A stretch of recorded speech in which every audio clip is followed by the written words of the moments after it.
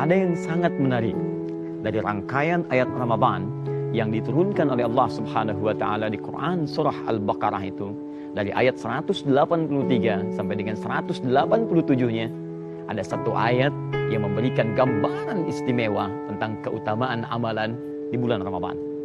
Apakah ayat itu?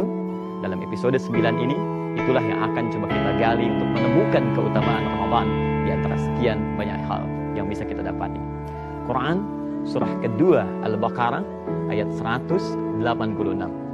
Wa idza sa'alaka ibadi 'anni fa inni qarib ujibu da'watad da'i idza da'an.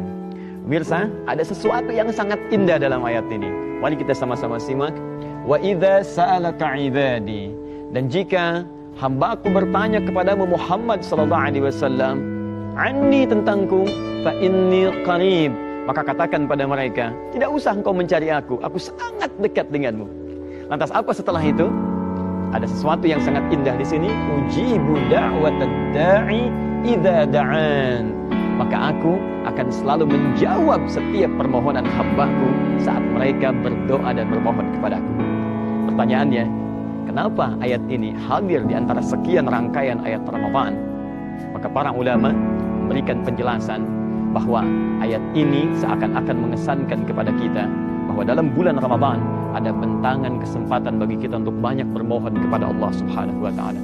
Di bulan Ramadan Anda diberikan kesempatan oleh Allah untuk memperbanyak doa kepadanya, memperbanyak doa kepada Allah Subhanahu wa taala. Dan yang paling menarik, ada sesuatu yang luar biasa. Ketika Allah meminta kita bermohon kepadanya, maka kalimatnya dimulai dengan kalimat ibad. Wa idza sa'alaka ibadi. Di dalam Al-Quran ada dua jenis kata ibad yang disebutkan oleh Allah Subhanahu wa taala. Pertama, Allah menunjuk kata ibad bagi kalangan pendosa yang merasa banyak maksiat yang pernah dikerjakan. Quran surah 39 ayat 53. Qul ya ibadiyalladzina asrafu ala anfusihim la taqnatu min rahmatillah. Katakan Muhammad pada hamba-hambaku yang merasa banyak dosa dalam kehidupannya, maka jangan putus asa dari rahmat Allah Subhanahu wa taala. Bila kita kaitkan dengan konteks Ramadan ini, seakan-akan Allah ingin menyampaikan, duhai hambaku yang merasa banyak dosa sebelum Ramadan, banyak maksiatnya, kamu jangan putus asa. Ramadan aku bentangkan rahmat untuk mengampuni dosa-dosamu. Ayo berdoa, ayo istighfar, ayo minta ampunan. Jika orang dulu pernah melakukannya, kenapa orang sekarang tidak menekuninya? Bagian kedua, jika disebutkan kalimat ibad, maka boleh jadi itu menunjuk kepada hamba-hamba yang sangat dekat dan taat kepada Allah Subhanahu wa taala. Quran surah ke-25 misalnya ayat ke-63.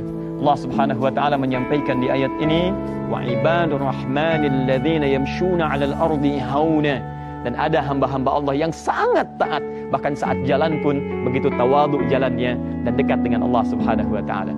Pemirsa, Anda termasuk golongan taat ataupun pernah berbuat maksiat, tidak akan menghilangkan kesempatan bagi Anda untuk berdoa kepada Allah Subhanahu wa taala. Satu hadis riwayat sahabat Abu Hurairah radhiyallahu taala anhu dari Nabi sallallahu alaihi wasallam. Thalathatun la turaddu da'watuhum. Ada 3 golongan yang tidak akan pernah ditolak doanya. Siapa di antara mereka? Kata Nabi, as-saima hatta yuftira. Orang yang puasa hingga ia berbuka.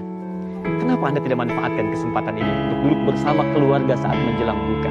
Setelah Anda katakan, dhahaba dhama wabtallatil uruq wa thabatal ajru insyaallah. Ya Allah, hilang haus di dahaga ini. Akan basah tenggorokan dan telah tetap pahala. Lalu mohonlah kepada Allah setidaknya untuk mengampuni dosa Anda sekeluarga. Assalamualaikum